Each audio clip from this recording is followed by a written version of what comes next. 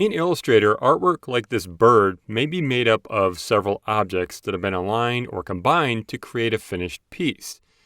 To keep and move sets of objects together, which allows you to transform and move them together, you can group them. Let's look at how to group objects together first, and then how to edit individual objects within a group. To follow along, you can open this document from the practice files for this tutorial. Now to start, you'll group this bird artwork together. So select the selection tool in the Tools panel and click to select the wing of the bird. To zoom into it, choose View, Zoom in, and do that a few times so it's a little bit closer. Drag the wing away from the rest of the bird and notice that just one of the shapes moves. That's because this bird is made up of several shapes. Now to put the wing back where it was, choose Edit, Undo Move. Grouping all of the shapes that make up the bird will make these shapes stay together. Grouping artwork can help keep content organized and make it easier to select artwork, like a logo or this bird that contains several smaller objects. So to select all the bird shapes, press and drag across them. To group them together, click the Group button toward the bottom of the Properties panel on the right. You can group all sorts of content together, even group content within another group. Click away from the bird in a blank area to deselect it. Then click to select that wing again. Notice that all of the shapes that make up the bird are selected. Also notice the word Group at the top of the Properties panel on the right, which tells you it's a grouped object. Grouped objects can be moved or transformed as a whole without affecting the individual objects within the group. To resize this bird group, press the Shift key and drag a corner of the group to scale the bird and make it smaller.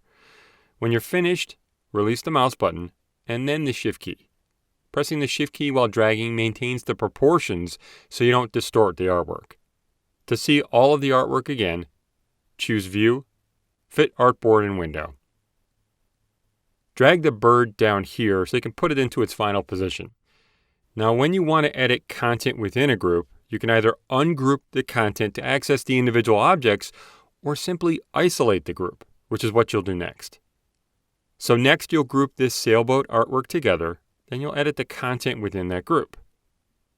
To select the sailboat objects, press and drag across all of them down here, and to group them, click the Group button in the Properties panel. Now the orange sail on the right needs to be moved down, but if you click away from the group, then click on that sail, the whole group is selected. To select one object in a group, you can isolate the group so you can edit the individual objects. Double-click the larger orange sail, and the rest of the artwork is dimmed, meaning you can't select or edit it, and a bar also appears at the top of the document window. But you can now edit the individual shapes within this group. This is called isolation mode. Drag the larger sail shape down to align it with the smaller sail. Now to stop editing the group, you can exit isolation mode. Press Escape to exit isolation mode and click in a blank area to deselect the sail. Then click back on the sail to select the entire group.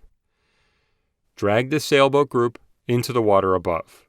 Now the sailboat appears behind this wave shape because the wave shape was created after the sailboat, so it's on top of it. Grouping content can really save you a lot of time by organizing your artwork, making it easier to select, move, and transform artwork that's made of multiple shapes. Now that you have an understanding of grouping, you can organize your artwork how you see fit.